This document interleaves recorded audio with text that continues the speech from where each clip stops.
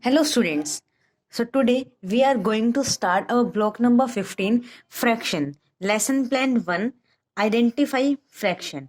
In this video we have learned about fractions and identifying the fraction. So let us start with the fraction. What is fraction? Fraction is a part of a whole. Part of a whole that means आपके पास कोई भी एक whole चीज है.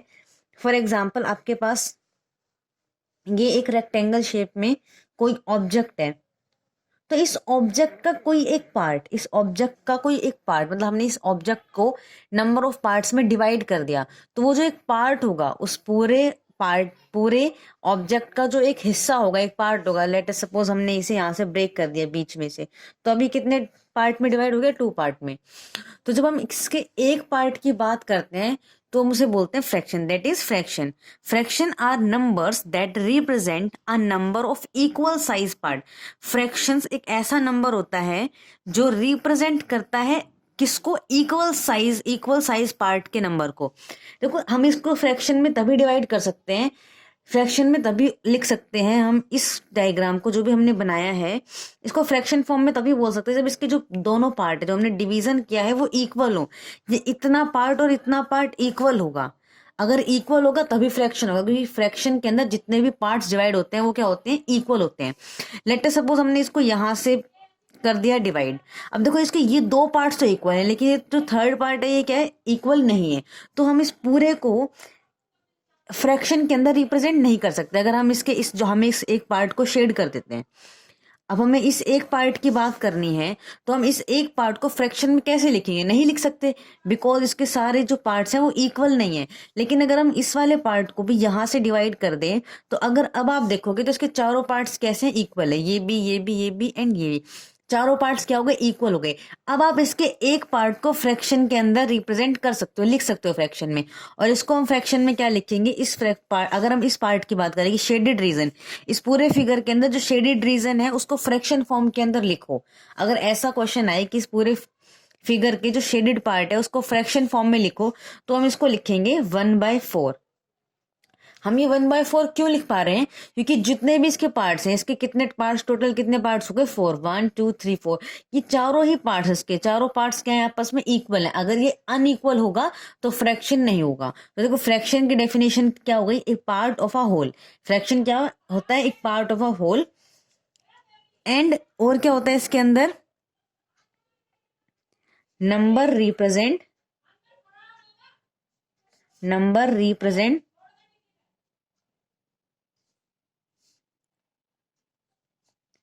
Of equal size part. जो भी part हमने divide किए हैं उनका साइज कैसा हो? आपस में इक्वल हो. ठीक है, तभी वो क्या होता है? फ्रैक्शन होता है. Now identifying fraction. अब हम फ्रैक्शन को आइडेंटिफाई कैसे करेंगे? जैसे हमने इसको, इस जो शेडेड पार्ट था, इस शेडेड पार्ट को हमने 1/4 लिख दिया, तो ये हमने आइडेंटिफाई कैसे किया कि हम इस फ्रैक्शन पार्ट को 1/4 ही क्यों लिख रहे हैं? अब हम ये सीखेंगे. तो आइडेंटिफाई फ्रैक्शन के अंदर क्या होता है? Part of a whole. हमें पता है कि फ्रैक्शन क्या है? Part of a whole. हमने ऊपर स्टडी कर लिया है. Made of 2 number. Made of 2 number. जो भी फ्रैक्शन है वो 2 नंबर से बनता है. देखो हमने इसका फ्रैक्शन फॉर्म क्या लिखा? 1/4. तो 1/4 में कितने नंबर है? 2 नंबर है. एक तो ऊपर 1 है, नीचे 4 है. तो फ्रैक्शन क्या है? Made of 2 numbers. 1 on the top, एक जो है वो टॉप पे होता है, अनदर ऑन द बॉटम, और जो दूसरा होता है वो बॉटम पे होता है. सेपरेटेड बाय अ लाइन, और ये दोनों नंबर सेपरेट होते हैं बाय अ लाइन, बीच में एक लाइन ड्रॉ होती है.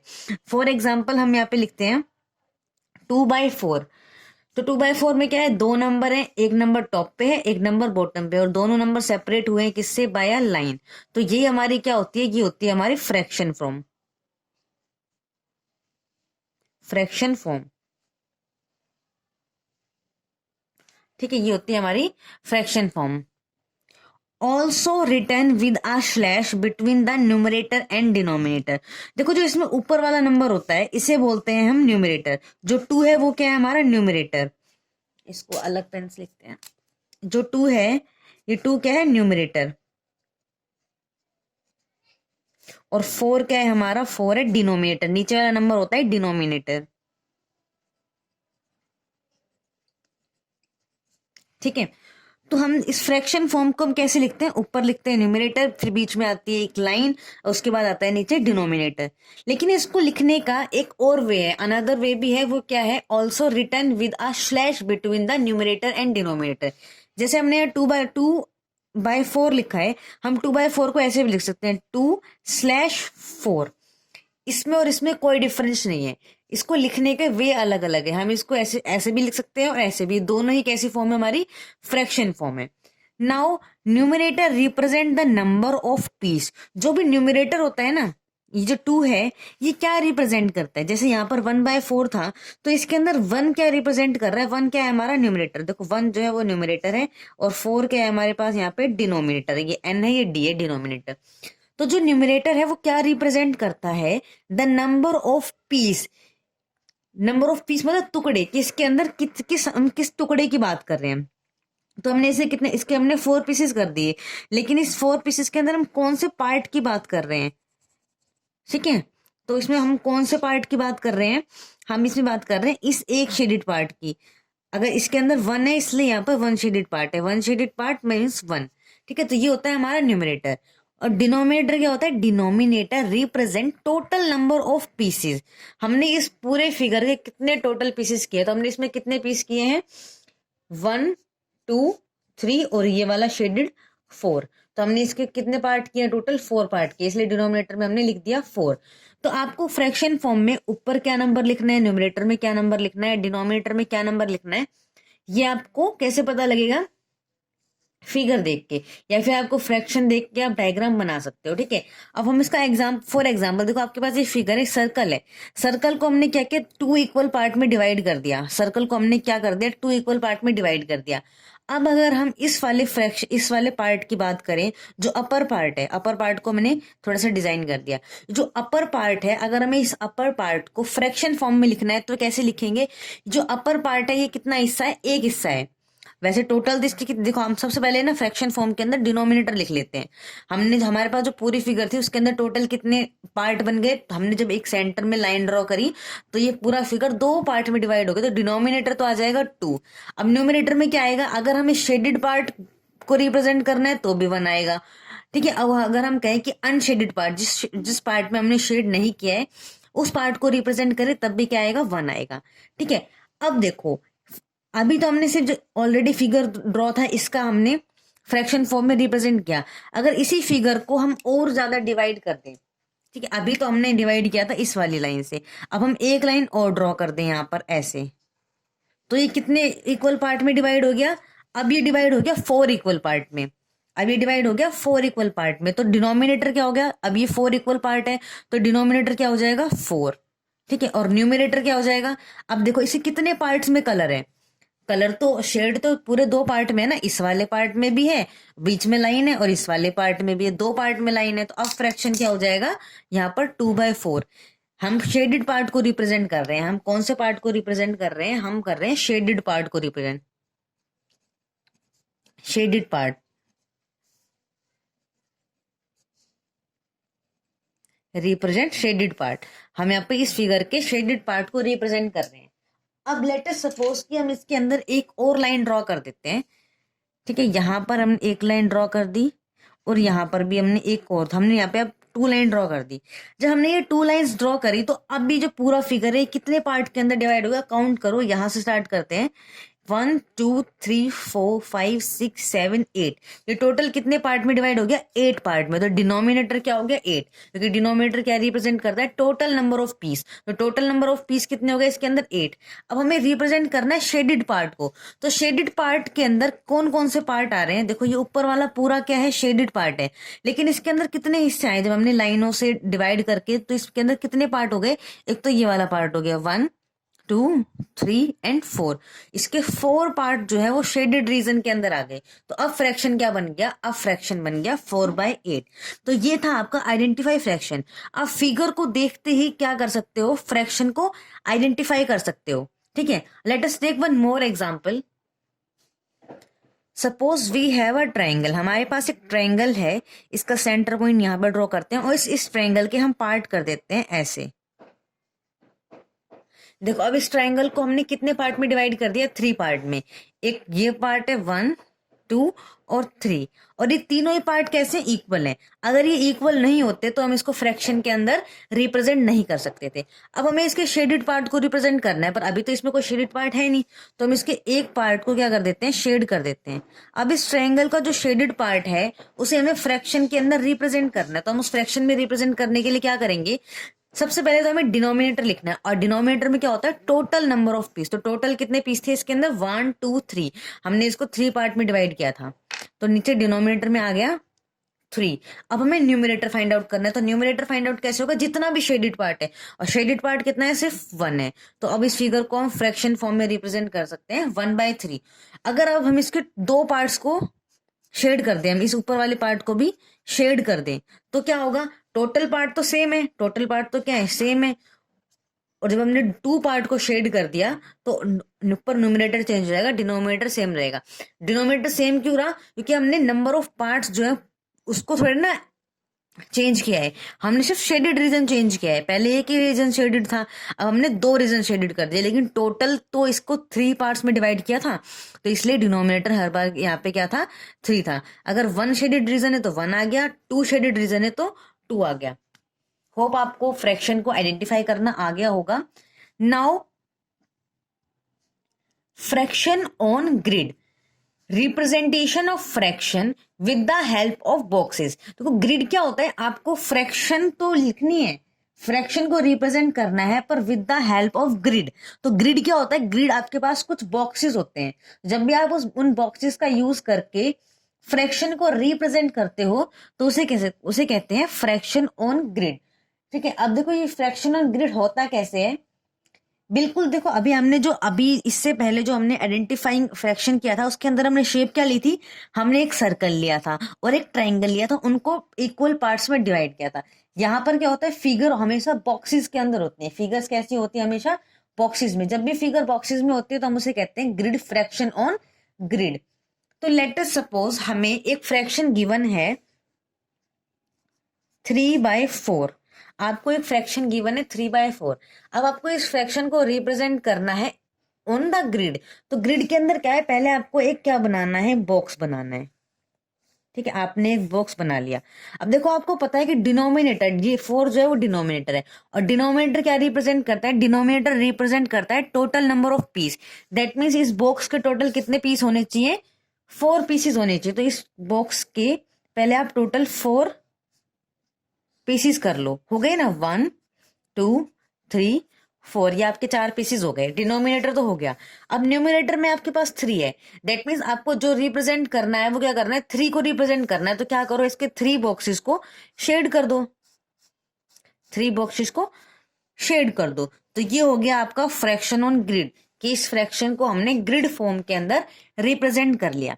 डिफरेंस दोनों के अंदर इतना ही है कि जब हम सिर्फ आइडेंटिफाइंग फ्रैक्शन पढ़ रहे थे तो उसके अंदर फिगर्स कुछ भी हो सकता था, लेकिन यहाँ पे जो फिगर्स हैं वो बॉक्सेस के अंदर होती हैं। ठीक है, अब let us take an example, हमारे पास एक फ्रैक्शन है 12/16। अब हम फ्रैक्शन लेते हैं 12/16, तो इसके लिए भी हम क्या करेंगे, पहले एक बनाएंगे बॉक्स।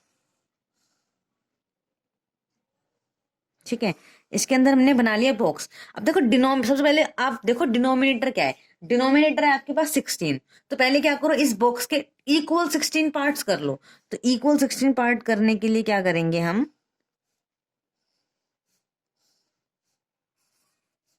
ये हमने इस बॉक्स के इक्वल 16 पार्ट्स कर लिए, 1 2 3 4 5 6 7 8 9 10 11 12 13 14 15 एंड 16, इक्वल पार्ट हो गए 16। ठीक है, सारे बॉक्सेस क्या है, छोटे छोटे स्मॉल बॉक्सेस हैं, इन्हें क्या कहते हैं, ग्रिड्स कहते हैं। ठीक है, अब हमने डिनोमिनेटर तो 16 को रिप्रेजेंट कर लिया, अब हमें न्यूमरेटर क्या शो करना है, 12।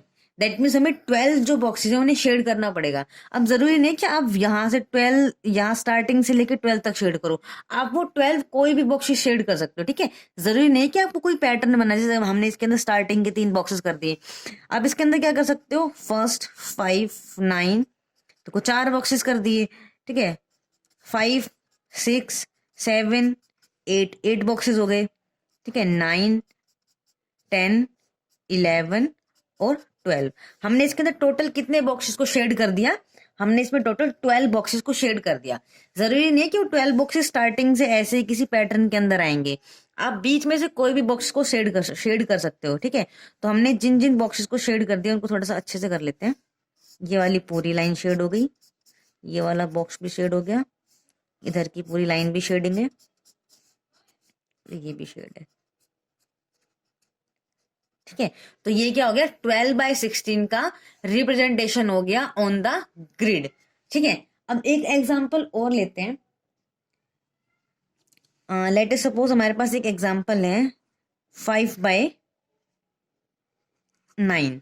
ठीक है, तो 5/9 के लिए क्या करेंगे, हम अपना एक बॉक्स बनाएंगे जिसके अंदर हम इक्वल 9 पार्ट्स में डिवाइड करेंगे।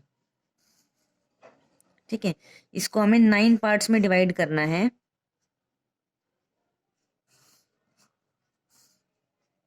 हो गया ये 9 पार्ट्स में इक्वल डिवाइड, 1 2 3 4 5 6 7 8 9। तो डिनोमिनेटर 9 तो हो गया। अब न्यूमिनेटर में हमें क्या चाहिए, 5 चाहिए। तो अब इसके कोई भी 5 पार्ट को हम शेड कर देंगे। देखो आप ये कंफ्यूज मत हो ना कि हमेशा जो शेडेड रीजन है वो ऊपर आता है। अगर क्वेश्चन में कह रहा है कि आपको देखो इन दो पार्ट में हमने रिप्रेजेंट किया है शेडेड पार्ट, शेडेड पार्ट। ठीक है, हम शेडेड पार्ट को रिप्रेजेंट कर रहे हैं, इसलिए शेडेड वाले जितने भी नंबर हैं, इसमें कितने बॉक्स शेडेड है, इसमें 12 बॉक्स शेडेड है, तो 12 आ गया ऊपर। इसके अंदर हम शेडेड पार्ट को रिप्रेजेंट कर रहे हैं और शेडेड पार्ट कितने हैं, 3, तो इसमें 3 ऊपर आ गया। इस वाले पार्ट में हम क्या करते हैं, कुछ चेंज करते हैं, इसमें हम रिप्रेजेंट करते हैं, रिप्रेजेंट अनशेडेड पार्ट, अनशेडेड। इसका मतलब क्या है कि टोटल तो 9 होंगे, देखो टोटल 9 आ गए, अब आपको रिप्रेजेंट करना है अनशेडेड पार्ट को। तो 5 जो है वो क्या होना चाहिए, अनशेडेड होना चाहिए। तो 5 पार्ट को आप छोड़ दो, 1 2 3 4 5, 5 को आप छोड़ दो, बाकी जो रिमेनिंग बच गए उनको क्या कर दो, शेड कर दो। ठीक है, तो इसके अंदर हमने रिप्रेजेंट किसको किया है, अनशेडेड पार्ट को। अनशेडेड मतलब जिसके अंदर कलर नहीं है। तो ऊपर के जो 5 बॉक्सेस हैं 1 2 3 4 5 वो क्या है, अनशेडेड है। तो 5/9 जो है वो क्या रिप्रेजेंट कर रहा है, इसके अंदर अनशेडेड पार्ट। तो आपको जो भी चीज रिप्रेजेंट करनी है वो आएगी ऊपर, और जितने भी टोटल पार्ट होंगे वो आएंगे नीचे। बट कंडीशन क्या है, जो पार्ट्स हैं वो ऑलवेज क्या होने चाहिए, पार्ट आर ऑलवेज इक्वल। ठीक है, ये जो पार्ट्स हैं वो इक्वल होने चाहिए। अगर ये पार्ट्स इक्वल नहीं हुए तो फ्रैक्शन फॉर्म में नहीं लिखा जा सकता। So with this we have completed our lesson plan 1। Now let us move towards the worksheet. Worksheet S1 identifying fraction. Question number 1, what fraction on the of the shape is shaded. आपको जो fraction बताना है वो किसको represent करना है, shaded part को। तो सबसे पहले क्या करते हैं, इसमें देख लो टोटल कितने पार्ट्स हैं, 3 पार्ट्स हैं। तो डिनोमिनेटर में तो क्या आ गया, 3। देखो यहाँ पे स्पेस कम है इसलिए हम स्लैश रिप्रेजेंटेशन कर रहे हैं। ठीक है, अभी हमने पढ़ा था ना कि हम इसको स्लैश फॉर्म में भी लिख सकते हैं। तो 3 क्या हो गया हमारा डिनोमिनेटर। अब न्यूमिनेटर क्या होना चाहिए, शेडेड रीजन कितना है, 1 है, तो ये क्या हो गया 1/3। इसको हम ऐसे भी लिख सकते थे और इसको हम ऐसे भी लिख सकते हैं, 1/3। दोनों ही फॉर्म के अंदर लिखा जा सकता है। ठीक है, नाउ अब आपको इसका बी और सी पार्ट जो है वो खुद करना है। Now come to the question number 2। Draw grids and shade the following fraction.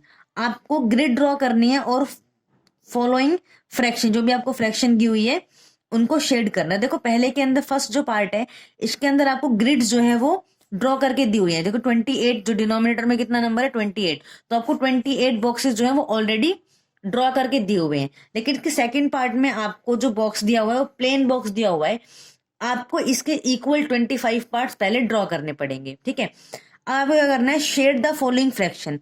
आपको फॉलोइंग फ्रैक्शन को शेड करना है। तो शेड इस वाले पार्ट के अंदर आपको कितने बॉक्सेस को शेड करना पड़ेगा, 16।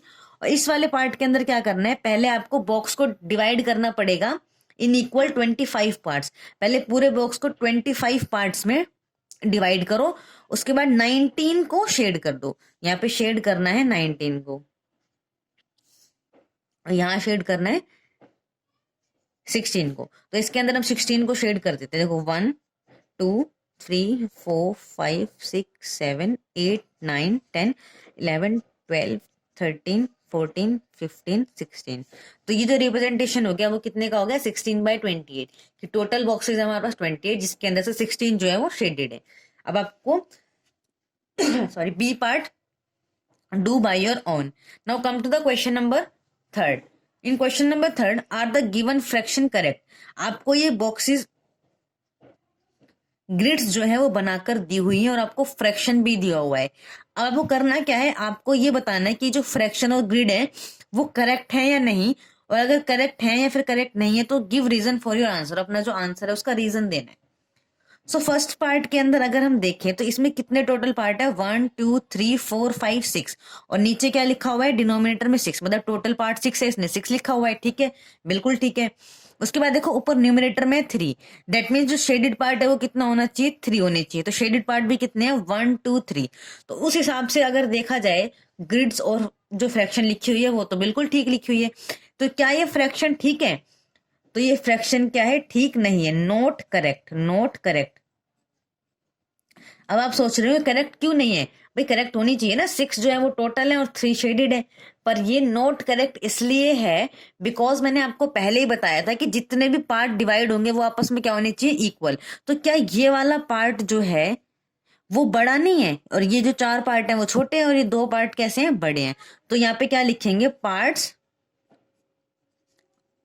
Are not equal. अगर पार्ट्स इक्वल नहीं है तो हम किसी भी ग्रिड को फ्रैक्शन फॉर्म में नहीं लिख सकते। ठीक है, सिमिलरली सेकंड पार्ट, अगर आप सेकंड पार्ट में देखें तो इस फिगर के कितने पार्ट्स में डिवाइड किया हुआ है, 3 पार्ट में, 1 2 और 3। ठीक है भाई, डिनोमिनेटर में 3 लिखा हुआ है। ठीक है, अब आपको शेडेड रीजन देखना है। शेडेड रीजन इसमें कितना, एक ही शेडेड रीजन है 1। तो अगर हम फिगर के अकॉर्डिंग देखें तो 1/3 फ्रैक्शन होना चाहिए, पर ये करेक्ट होगा, ये करेक्ट नहीं होगा, नॉट करेक्ट। नॉट करेक्ट क्यों है भाई?